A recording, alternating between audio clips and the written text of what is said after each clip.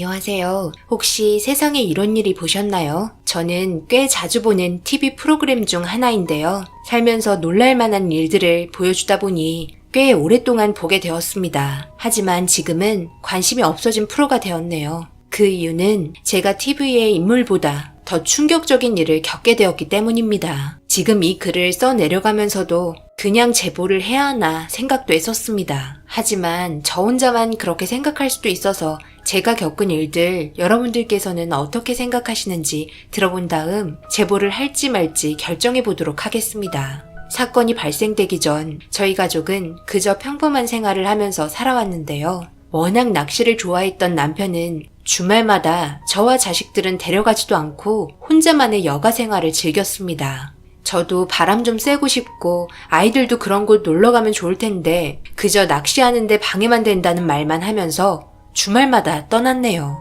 그렇게 살 바에는 이혼하면 되잖아 라고 생각하시는 분들도 계시겠지만 현실적으로 아이 둘 그때 당시 10살, 13살 되었었는데 이혼이 쉽나요? 저도 머릿속으로는 100번, 1000번 생각하고 죽자 달려들며 싸우기도 많이 했지만 아이들만 보면 너무 불쌍해서 혼자 삭히고 말았습니다. 그렇게 살아온 제 삶에서 예상치 못한 충격적인 사건이 터지고 말았습니다. 그때 당시 앞이 보이지 않을 정도로 비가 많이 내리고 있었고 낚시하러 떠난 남편은 빗길에 미끄러지는 차량과 충돌하면서 큰 사고를 당하고 말았습니다. 이 소식을 듣게 된 저는 아이들을 차에 태우고 급하게 응급실로 향했고 당장 수술을 해야 한다고 진단을 내린 의사 선생님의 말에 의식이 없는 남편은 빠르게 수술실로 옮겨졌습니다. 10시간이 넘는 수술이 진행이 되었고 이 소식을 듣게 된 양가 부모님 모두 급하게 병원으로 오셨습니다. 너무나도 심각한 상황을 맞게 된 저는 그래도 꼴의 남편이라고 잘해주지 못한 기억들만 떠오르면서 눈에서 눈물이 흘렀습니다. 시어머니께서는 잘 해결될 거라며 저를 안아주셨고 친정엄마는 지쳐있는 아이들을 데리고 가셨습니다. 수술 후 의사 선생님에게 도저히 믿을 수 없는 진단 결과를 듣게 되었고 척수가 터져 신경에 문제가 생겼기 때문에 회복되기는 불가능할 것 같다며 전신마비 영구 판정을 내렸습니다. 하늘은 무너져 내렸고 앞으로 어떻게 삶을 살아야 할지 너무나 두려웠습니다. 얼굴 외에 모든 신체를 움직일 수 없는 남편을 하염없이 바라보며 그렇게 힘든 하루하루를 보내고 있는데 남편 친구분께서 이사를 하고 있어 그쪽으로 자리를 옮겼고 그렇게 남편을 치료한 지 6개월이 지났을 시점에 남편은 다시 일어나려는 굳은 의지 때문인지 전신마비였던 손가락과 발가락이 꿈틀거리기 시작했습니다. 저는 집안일과 병원을 왔다 갔다 하면서 바쁜 생활에 하루하루 지쳐가고 있을 시점에 보게 된 희망이라 너무나 기뻤지만 일시적인 현상이었다며 일어날 수 있는 희망을 가지는 게 오히려 더 큰 절망만 안겨준다고 저를 보며 독하게 말을 해주고 있는 모습에 눈물을 흘리며 좌절감에 빠져 하늘을 원망했습니다. 남편은 저를 보며 괜찮아질 거라고 포기하지 않겠다는 의지를 어눌한 말투로 저를 진정시켜주려 애썼고 그런 모습을 보고 있는 자체가 너무 힘들어 바람 좀 쐬겠다며 밖으로 나왔네요. 1시간 정도 찬바람을 맞으며 마음과 정신을 진정시켰고 얼굴에 흐르는 눈물을 닦으며 다시 예전처럼 웃는 얼굴로 병실 문을 열려고 하는데 의사인 친구분께서 남편과 둘이 대화를 하는 목소리가 들려왔습니다. 손발의 감각은 좀 있는 것 같아? 내가 아까 봤을 때는 그냥 일시적인 현상인 것 같아서 말은 그렇게 했지만 내가 오진했을 수도 있을 것 같아. 혹시나 해서 물어보는 거야. 그래야 다음 치료는 어떻게 해야 할지 나도 고민을 하니까. 항상 신경 써줘서 고맙다. 그래도 내 소식 듣고 네가 도와준다고 해서 얼마나 기뻤는지 몰라. 의사인 친구가 있으니까 내 마음이 너무 든든하다. 나 일어나게 되면 꼭 보답할 테니까 잘 좀 부탁한다. 우리 얼굴 안 본 지 10년 만인가? 그 정도 됐을걸? 얼굴은 하나도 안 변했는데 몸만 변해서 나타났네. 첫사랑이 이렇게 누워있으니 내 맘이 너무 아프다. 우리 사랑이 이루어졌다면 여기 누워 있었을까? 삶이 많이 달라져 이런 일도 없었을 텐데 안타깝다. 그러니 내가 그때 결혼하자고 했잖아. 왜 말을 안 들어서 이 꼴이 뭐냐? 지난 일 후회하면 뭐 하겠냐? 나는 아직 미혼인 거 알지? 너만한 남자 만날 수가 없어서 이렇게 살고 있다. 내가 이렇게 노력하고 있으니 빨리 일어나. 만약 지금 손발이 자기 의지대로 움직일 수 있다면 분명 좋아질 거야. 정상적인 생활 해야지. 그리고 한턱 거하게 쏜다는 거 약속 꼭 지키고. 알았지? 제가 알지 못했던 남편과의 과거의 일들에 너무 놀라 멍하니 바라보고 있었고 남편과 그 여의사는 서로 웃으면서 심상치 않은 눈빛으로 바라보고 있었습니다. 저와 함께 있을 때는 따뜻한 말 한마디도 잘 해주지 않았으면서 첫사랑이라고 말했던 저 의사한테는 자상한 웃음과 말투로 대화를 이어나가는 모습에 여기에서 내가 지금 뭐하고 있는 건가 생각하며 한없이 기운이 빠져 저런 모습 보고 싶지 않아 그냥 집에 들어왔습니다. 맨정신으로 남편의 얼굴을 볼 수 없어서 집에 왔는데 난장판이 된 거실에서 친정 엄마와 아이들은 그 자리에 그냥 뻗어 자고 있었고 식탁에는 셋이서 먹다 남은 컵라면 용기가 그대로 있었습니다. 원래부터 가족을 크게 신경 쓰지 않았던 남편이었지만 몸까지 절이 되면서 더 큰 피해를 주고 있는 게 너무 답답했습니다. 이런 상황도 모르고 병실에 누워서 과거의 첫사랑이랑 웃고 떠들고 있는 게 정말 한심스러웠네요. 과거에 어찌되었든 지금은 제 남편이고 그 의사는 과거에 사랑했던 여자에 불과했기 때문에 저는 치료만 잘 받으면 된다고 생각했습니다. 새벽 늦게까지 어질러져 있는 집안을 정리하며 저도 아이들 옆에서 잠이 들었고 다음날 아침 다시 병원에 나가려고 하는데 보험사에서 전화가 왔습니다. 남편과 지금 함께 있다며 합의를 진행하려 하는데 와서 사인을 해달라는 요청이었네요. 저는 무슨 합의냐고 소리를 질렀고 빠르게 병원에 가니 남편이 벌써 합의를 봤다며 본인이 결정을 했으니 사인을 해달라고 보험사 직원이 말하자 남편도 거들면서 그냥 합의해주라고 화를 내고 있었습니다. 귀찮게 매일같이 찾아와 합의해달라고 버티는 보험사 직원의 말에도 주변에서 치료받을 수 있을 때까지 받아야 한다고 조언해 줬었는데 잘 알지도 못하는 건지 지금 당장 쓸 돈 없는 거 아니까 합의하라는 말만 하고 있었습니다. 앞으로 무슨 일이 벌어질지도 모르는 상황에서 생각 없이 내뱉는 남편의 말에 화가 머리끝까지 차올랐고 당장 나가라며 보험사 직원 밀치면서 병실 문 닫아버렸네요. 생각 없는 남편에게 왜 그랬냐고 물어보니 자기가 누워있으면서 해줄 게 아무것도 없어서 죄책감에 합의해서 돈이라도 주려 한다며 멍청한 말을 하고 있었습니다. 저는 치료받을 거 다 받고 최대한 나중에 합의하면 되는 거 아니냐며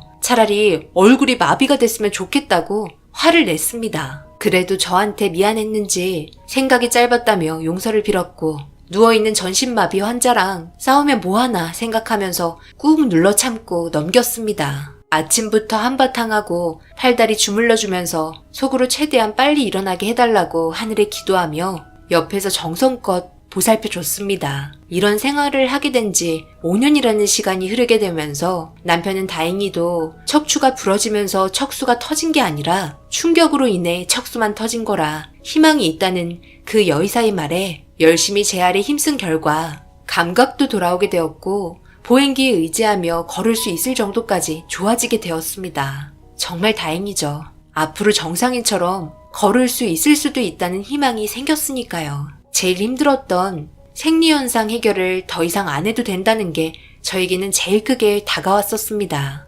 그리고 지긋지긋했던 병원 생활을 그만하고 통원 치료를 할 수 있다는 점이 너무나 편했습니다. 이동 동선도 짧았고 집안에서 거의 모든 걸 해결할 수 있었기 때문에 이런 삶에 감사했습니다.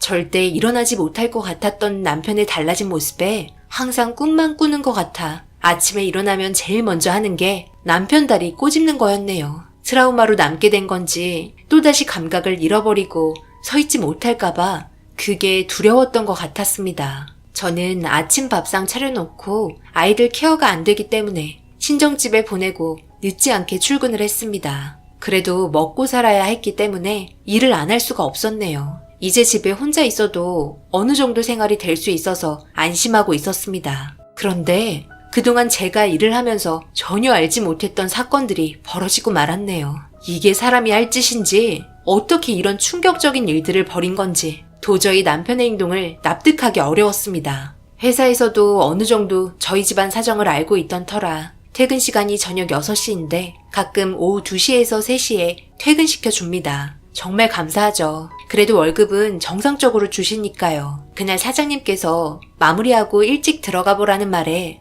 기분 좋아 남편 기운 좀 내라고 시장에서 장어 몇 마리 손질해서 집으로 들어갔습니다. 원래는 집에 들어가기 전에 항상 전화하고 들어갔는데 그날따라 양손 가득 장보고 걸어가던 상태라 생각도 못하고 집에 들어갔습니다. 재활 운동을 하고 있거나 TV를 보고 있거나 누워서 자고 있을 거라 생각하며 맛있는 음식 빨리 차려주고 싶은 마음에 현관 비밀번호를 빠르게 누르고 들어갔는데 현관에 제 구두가 아닌 처음 본 다른 여자 구두가 있길래 너무 놀라 양손에 있던 장본 짐들을 떨어뜨렸습니다. 그리고 안방에서는 우당탕탕 소리가 났고 급하게 안방 문을 열자 옷가지들이 널브러져 있었고 주위를 살펴보니 장롱 속에 누군가가 숨어서 바스락거리는 소리가 들렸습니다. 저는 지체하지 않고 장롱문을 활짝 열어 안에 있던 충격적인 광경을 제 두 눈으로 확인하면서 떨리는 손으로 사진을 막 찍어댔네요.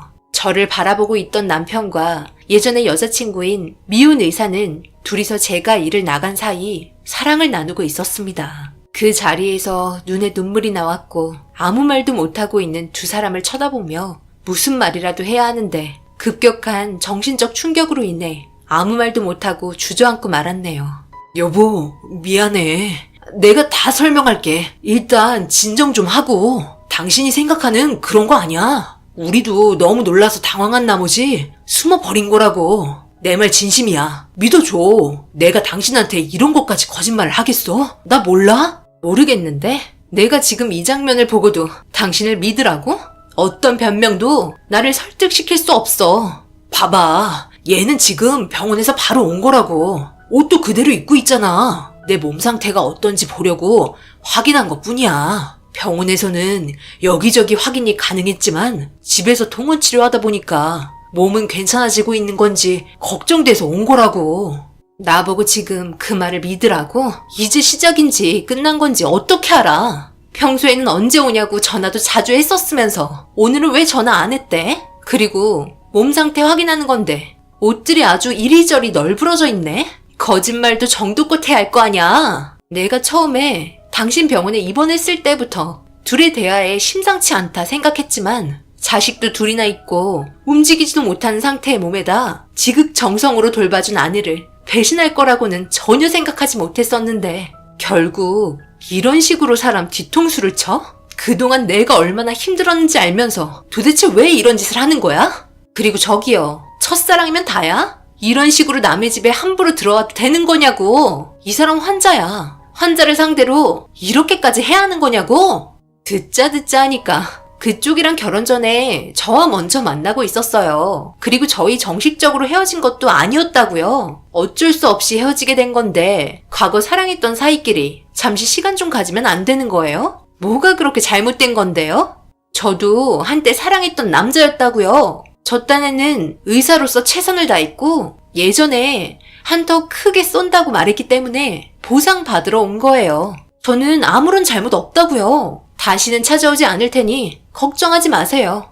이런 상황에 저런 말들을 한다는 자체가 이해할 수 없었고 과거의 연인 사이였다곤 하지만 그건 과거일 뿐인데 어떻게 가정을 꾸린 제 앞에서 저런 말을 아무렇지도 않게 하는지 너무 황당했었습니다. 이 여자는 저를 강하게 밀치고는 밖으로 도망치듯 빠져나갔고 남편은 주저앉은 상태로 저에게 미안하다며 싹싹 빌고 있었습니다. 그동안 남편을 위해서 몸이 부서져라 보살펴주고 아이들 봐주고 시부모님 신경 써주면서 먹고 살려고 일까지 했는데 결국 돌아오는 건 아무것도 없었습니다. 지극정성이었던 저를 보며 감사하기는커녕 저 여자에게 한눈을 팔고 있었다는 거에 너무 원통했네요.